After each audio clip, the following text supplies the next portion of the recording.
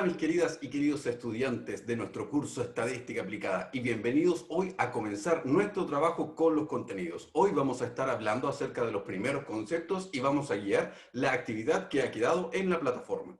Así que no esperemos más y empecemos con eso. Empecemos entonces. Para poder comenzar con los primeros conceptos vamos a compartir mi pantalla para que hablemos de esto que está aquí. Denme un minuto para poder acomodar el chat por si es que alguno de ustedes requiere comentar algo. Bien, entonces como decíamos vamos a ir conversando acerca de los primeros conceptos. Y lo primero que necesitamos es saber qué es la estadística, ¿sí? Y la estadística es una ciencia, como tal obviamente, que sirve de la matemática y que estudia el comportamiento de los datos y ver cómo estos se comportan cuando son afectados por fenómenos que son de tipo aleatorio, ¿sí? La estadística básicamente lo que hace es recolecta datos, los estudia y con ayuda de ellos obtiene algunas conclusiones. Por eso por ahí pasa por las 3 etapas de la estadística que ya vamos a estar nombrando un poquitito más adelante. Es una ciencia en general que se usa muchísimo, sobre todo en la investigación científica, ¿sí? Y en todo lo que implica recopilación de datos, porque mientras más datos tiene, la estadística mejores predicciones puede hacer. Entonces, aquí está donde reconocemos los 3 principales componentes de los que recién estábamos hablando.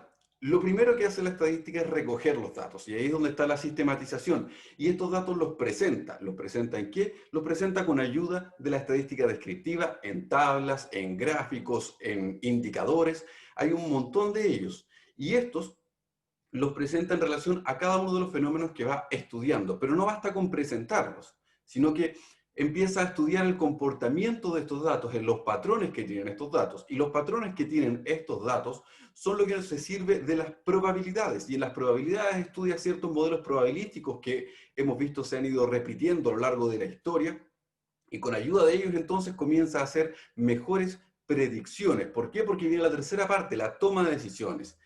Estos datos que los hemos recogido, los hemos mostrado y además hemos estudiado su comportamiento, entendiendo los patrones que tienen, nos permiten tomar decisiones, hacer deducciones. Esto es lo que entendemos como inferencia estadística y es lo que nos permite visualizar cómo se van a comportar los datos más adelante. Justamente, a mayor cantidad de datos, entonces mejor base tengo para poder realizar mejores predicciones. Y eso es justamente la base de la inferencia estadística. Entonces, están los 3 principales componentes: la estadística descriptiva, las probabilidades y la estadística inferencial. Recopilar datos y mostrarlos, analizar estos datos y luego tomar decisiones. Son las 3 porciones de la estadística. Aquí entonces tenemos un pequeño ejemplo de un fenómeno aleatorio, ¿cierto? Un fenómeno aleatorio, por ejemplo, es decir que mañana va a llover, pero no podemos decir con exactitud cuánto va a llover. El clima, sobre todo, es algo que se basa en modelos estadísticos, pero no puede decir con exactitud qué es lo que va a ocurrir. Lo que sí es que a medida que ha ido pasado el tiempo, cada vez las predicciones son más ajustadas. Podemos dar predicciones mejores, pero no podemos dar predicciones 100% certeras, porque eso implicaría una probabilidad del 100%, una probabilidad de 1, de la que vamos a estar hablando, que es muy difícil de obtener. Lo mismo que ocurre cuando nos entregan la información como la que dice ahí de un auto. Esa información está bajo ciertas condiciones, pero no está dada para todas las condiciones. Entonces, si no tienen todas las condiciones, porque es imposible manejarlas todas, ahí están los componentes aleatorios, no necesariamente va a ser dado de acuerdo a lo que han entregado en el manual el consumo en este caso. Pero ¿quiere decir eso? ¿Que no es cierto lo que entregaron? No, es cierto lo que entregaron bajo cierto contexto. Y aquí un ejemplo importante. Cuando hablamos, por ejemplo, en el caso de la política, que dicen tal persona quiere ser, o con tal precisión el próximo presidente del país será tal persona. ¿Eso en qué se basa? Eso se basa en la predicción que están haciendo a contar de un grupo de personas, pero dependerá de este grupo de personas justamente cómo va a ser la deducción, porque si yo le pregunto solo a mis amigos, probablemente todos tengan una opinión bastante similar, o si le preguntamos solo a gente de Santiago también, entonces ahí empiezan a jugar otros componentes. Empieza a jugar lo que entendemos como población y lo que entendemos como muestra. Así que vamos a ir avanzando para poder generar mayor cantidad de definiciones. ¿Cómo se hace para analizar los datos? Pues para analizar los datos se deben responder 3 preguntas básicas. Si uno quiere comenzar a analizar datos, primero tiene que preguntarse qué es lo que queremos responder. O sea, si vamos a responder cómo es el peso de las personas en Temuco, no podemos ir a pesar a las personas de Santiago. Así que eso es súper importante. Tenemos que responder qué es lo que nos estamos preguntando. Lo segundo es qué vamos a medir para tratar de dar respuesta a esto. ¿Sí? Eso es lo que nos interesa. ¿Y a quiénes vamos a medir? Porque, por ejemplo, si me interesa saber el sueldo de los chilenos, no le voy a preguntar al 100% de los chilenos, porque implicaría hacer 15, 16, 17, bueno, depende de cómo haya estado el último censo, millones de chilenos. Y hacer eso tendría un costo tremendo. Por ello, entonces, debemos escoger adecuadamente a quiénes les vamos a preguntar. Y dentro de las etapas de esta investigación estadística, nosotros vamos a encontrar las que aquí están. Lo primero, como cualquier ciencia que se sirve del método científico, es definir nuestro problema, ¿sí? Definir qué es lo que queremos medir, qué es lo que queremos estudiar y cuáles son los objetivos que buscamos conseguir. ¿Sí? Yo quiero conocer el peso de las personas en Temuco para poder, no sé, hacer un análisis de su nutrición. ¿Cuál es mi hipótesis? El peso de las personas en Temuco es mayor en promedio es mayor a 50 kilogramos. Inventando. Usted debe plantearse una hipótesis, tal como lo hace el método científico, y luego vamos a definir cuáles son las variables que vamos a trabajar. En general, mínimo, se requieren dos variables, una variable que es predictora, ¿sí? Y una variable con la que queremos predecir, una variable que es dependiente y una variable que es independiente. Son las mismas ideas que tenemos en matemáticas. A contar de la variable x, queremos predecir la variable y. Y es justamente lo que vamos a hacer. Ahí hay que definir las variables. Hay distintos tipos de variables, ya las vamos a nombrar, dependiendo de si vamos a estar trabajando con números o con otro tipo de medición. Vamos un poquito más allá. Y luego debemos definir cuál es nuestra población de trabajo y cuál es nuestra muestra. La población, en términos muy generales, es el todo. ¿Sí? Por ejemplo, si queremos hacer un estudio en Chile, la población serían todos los chilenos, pero no vamos a preguntarle a todos los chilenos, sino que vamos a tomar un pequeño grupo de estos. ¿Y cómo sería ese pequeño grupo? Este pequeño grupo se llama muestra. Y la característica más importante y principal de una muestra es que debe ser representativa. Y aquí es donde se caen muchos de los estudios estadísticos, sobre todo en el área de la política. ¿Por qué? Porque no usan la representatividad. ¿Qué es ser representativo, por ejemplo? Ser representativo significaría que si en Chile hay más mujeres que hombres, significa entonces que se debe preguntar a más mujeres que hombres. ¿Eso representa a la población o no? Por ejemplo, esa es una condición. Usted puede encontrar algunas otras. O no lo sé. Si en Chile entonces la mitad de la población está en Santiago y la otra mitad en regiones, ¿por qué las encuestas las hacen solo en Santiago? Eso también tiene que ver. Claro, para ellos tiene que ver con algo operativo, es mucho más fácil acceder cerca, pero no representa necesariamente a la población porque el pensamiento de alguien que se encuentra por acá, perdido en Lonquimay, no es el mismo pensamiento de seguro que alguien que está en Santiago. Así que es muy importante esa parte, que la muestra sea representativa. Luego se define cómo se va a medir esas variables. Se puede hacer encuestas, se pueden hacer mediciones técnicas con una pesa, si es que estamos hablando del peso y así. Luego, ¿de qué manera vamos a analizar los datos estadísticamente? Ahí vamos a entrar, eso es un poquito más denso, vamos a entrar un poquito más adelante. Obtenemos los resultados, los mostramos, vemos si validamos o no validamos nuestra hipótesis, porque eso es súper importante. Dentro de un estudio estadístico hay que estar siempre llano a que puede o no puede ser cierta nuestra hipótesis. Y finalmente, sacar conclusiones. Como puede ver, siempre es en torno al método científico. ¿Por qué? Porque es una ciencia y esa es la primera parte de la definición. Entonces, ¿cómo reconocemos un problema o cómo encontramos un problema? Por lo general, tiene que ver justamente con algo que desconocemos, con algo que queremos aprender. Tal como dice ahí, hay un producto que cumple con la norma, queremos saber si lo cumple o no lo cumple, porque una cosa es que lo diga, otra cosa es que no. ¿Sí? Nos interesa saber cómo se comporta un producto, qué variables explican cierto comportamiento, eso también puede ser un problema. ¿Qué es lo que explica, no sé, la movilidad en Temuco durante la cuarentena? Ahí usted entonces puede plantear algunas variables. ¿Y cómo se relacionan estas variables? Como mínimo dijimos dos, cómo se relacionan X con Y. ¿Sí? Entonces, en un problema, tal como decíamos, tenemos como mínimo dos variables. Tenemos una variable dependiente, que es la variable y una variable independiente, que es la variable que llamamos x. Como mínimo, pueden haber varias variables x, ¿sí? X1, X2, X3, indicando que pueden ser varias las que traten de explicar la variable dependiente. La variable dependiente puede depender de varias variables. Entonces, la variable y es aquella que nosotros queremos predecir o entender o explicar a contar de las otras variables. Es donde centramos nuestra respuesta. Por ejemplo, si hablábamos de la movilidad en Temuco, entonces la que representa la movilidad es la variable I.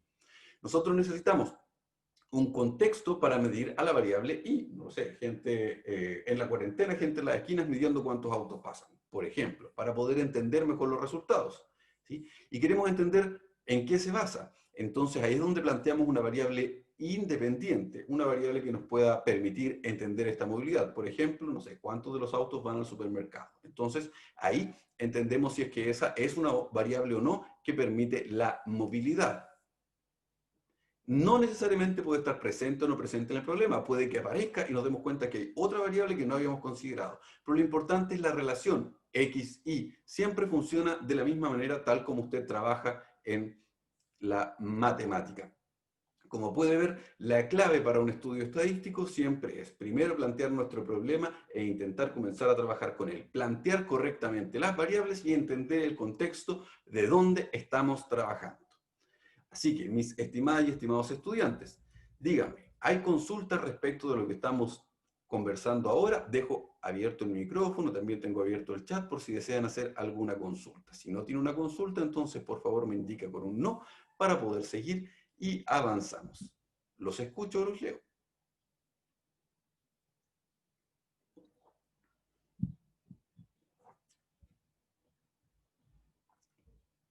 Perfecto, vamos entonces bastante bien. La mayoría de ustedes dice que no tiene consultas y al parecer nadie ha levantado la mano para seguir con el micrófono. Vamos entonces, voy a cerrar esto y vamos a seguir con lo próximo que tenemos.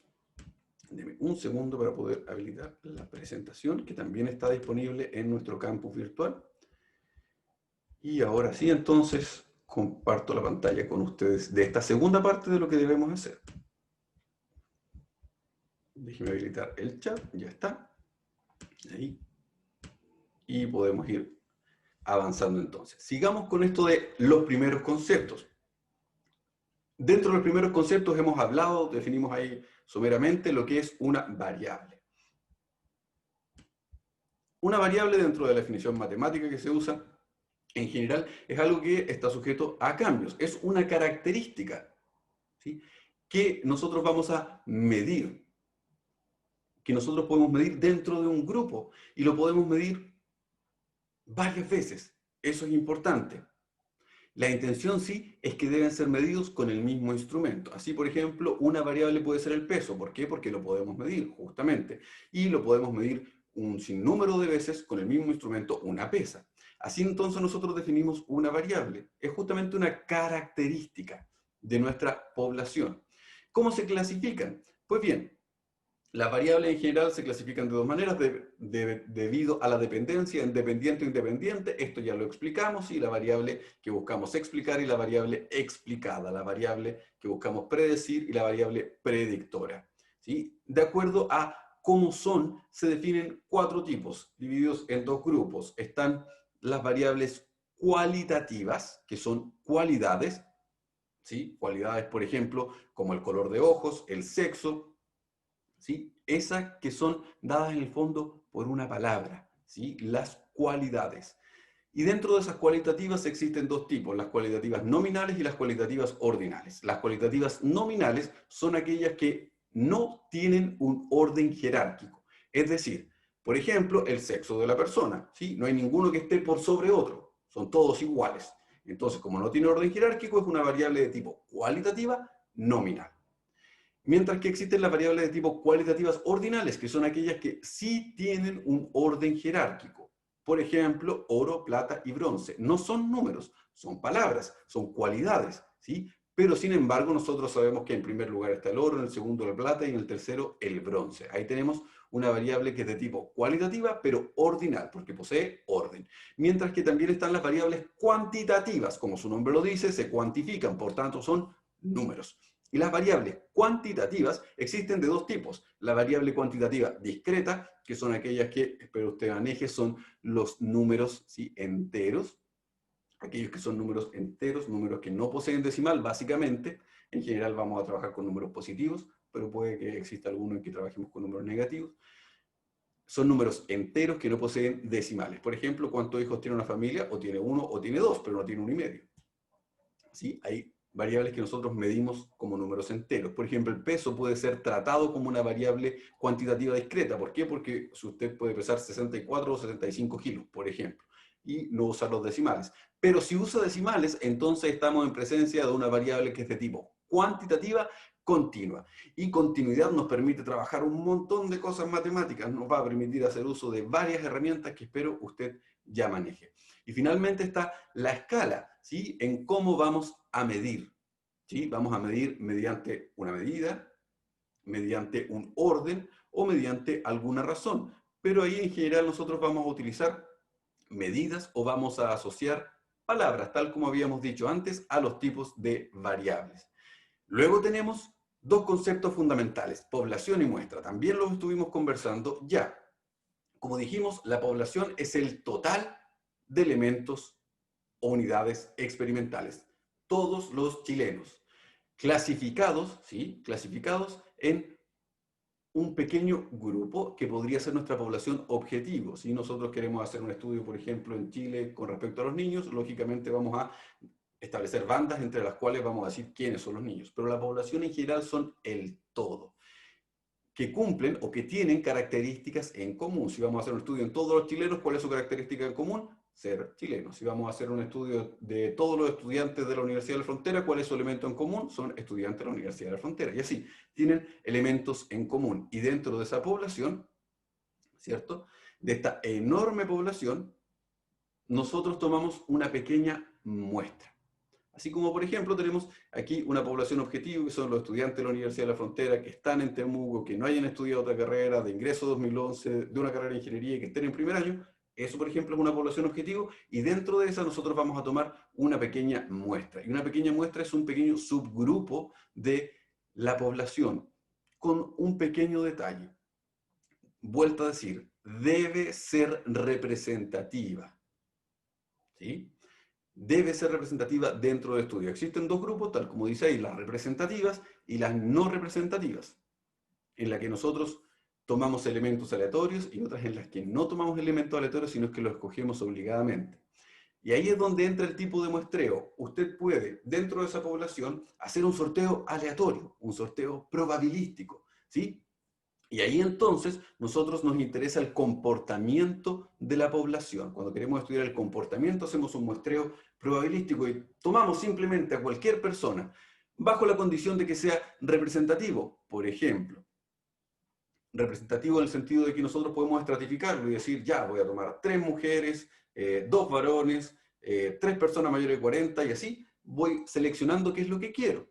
Ahí está la técnica de selección y también se establece el tamaño de la muestra de acuerdo a ciertos parámetros matemáticos que vamos a ir trabajando un poquitito más adelante. Y existe la forma de tomar la muestra no probabilística en que usted designa, básicamente dice, este son los elementos que yo voy a tomar para medir. Eso se usa en otras condiciones, pero tenga el cuidado de que no es representativo de la población. Y una de las características principales que a nosotros nos interesa es la representatividad.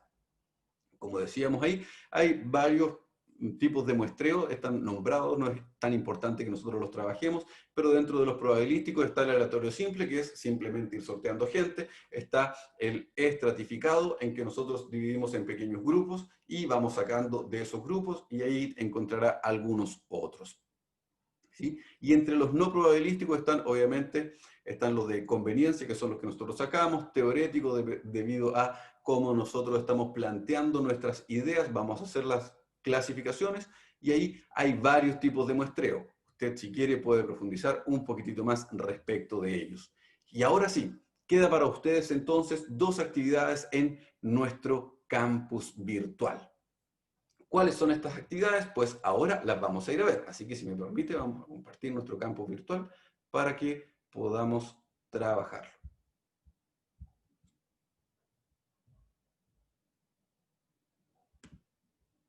Pues bien, aquí en nuestro campus virtual usted podrá encontrar, dentro de lo visible para usted, la semana 1. Por cierto, le recuerdo que aquí está nuestra sesión 0 de bienvenida en la primera parte para que usted lo pueda revisar, así como los links a nuestra sala virtual, a nuestro grupo de WhatsApp y una pequeña bibliografía que iremos agregando. Están nuestras dos clases y están aquí nuestras dos actividades. La primera actividad es individual y lo que usted debe hacer es durante esta semana, respecto del video que habíamos dejado como tarea que usted visualizara, escribir aquí en el foro, en un tema, tal como dice ahí, no más de 100 palabras, cuál es la relación, ¿sí?, que usted considera existe entre la estadística y la informática. Usted debe hacer, como decíamos ahí, un solo comentario. Si no quiere escribirlo y tiene problema de conexión, puede hacerlo en algún procesador de texto y luego simplemente copia y pega el texto. Eso es lo importante y esta actividad es de forma individual. Y tenemos una actividad 2, también para lo largo de la semana. Estas dos actividades yo las daré por cerradas el día viernes. ¿Y cuál es la idea de esta? La idea de esta es que en grupos de no más de 4 personas, que son los mismos con los que van a seguir trabajando a lo largo del semestre, ¿sí? Grupos de no más de 4 personas. Y respecto de las dos presentaciones que hemos hablado ahora, usted de dos ejemplos donde defina un problema e identifique sus elementos claves. Ahí va a tener que dar una repasada a los contenidos y dar dos elementos claves de este problema. Que dé dos ejemplos, no necesariamente relacionados con el anterior, de cada tipo de variable, ¿sí? Dos ejemplos de una variable cualitativa nominal, cualitativa ordinal, discreta y continua. Así que son 8 ejemplos básicamente, ¿sí? Y vamos a dejar aquí que dé un ejemplo para cada tipo de muestreo, para el tipo de muestreo probabilístico y para el tipo de muestreo no probabilístico. Es todo lo que necesitamos. Entonces, eso será en grupos de no más de 4 personas. ¿Qué es lo que vamos a hacer? Cada grupo deberá dejar aquí un tema y ahí van agregando las respuestas a cada una de las preguntas. Lo primero sí es que al iniciar el tema indique quiénes son los integrantes del grupo para que de esta manera yo los pueda agregar a la plataforma y vayamos trabajando a través de ella cada una de estas actividades que, como decía, irán tributando a nuestra porción práctica. Y ya tenemos entonces todo el trabajo de la semana establecido, mis estimadas y estimados estudiantes. Yo voy a dejar un pequeño ejemplo de la parte del problema ahí para que usted lo pueda revisar y así no le queden dudas respecto de lo que debe hacer. Entonces, mis estimadas y estimados estudiantes, ¿hay consultas respecto de lo que hemos conversado o respecto de las actividades que hemos dejado planteadas en nuestro campus virtual? Profe, ¿es para el viernes a qué hora? El viernes a 23:59 y 59 segundos yo lo daré por cerrado. Ok. Y que tiene toda la semana para poder irlo desarrollando. ¿Alguien más que tenga alguna duda? Pregunte sin ningún problema. Si no tiene dudas, basta con que diga por ahí que no y yo entenderé entonces que no hay consultas.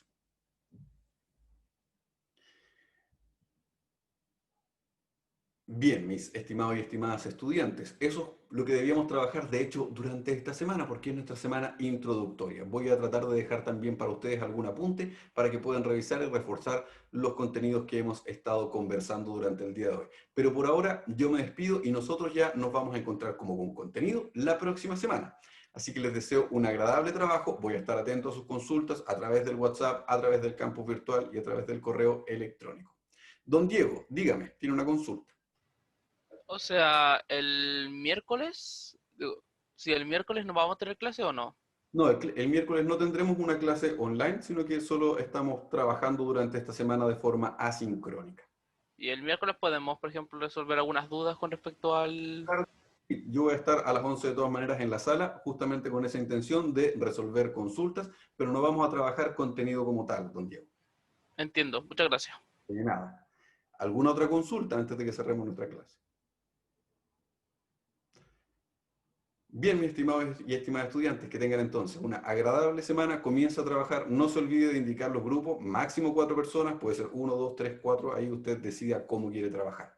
Y nosotros nos encontramos ya para trabajar contenido la próxima semana. Que estén muy bien. Chao, chao.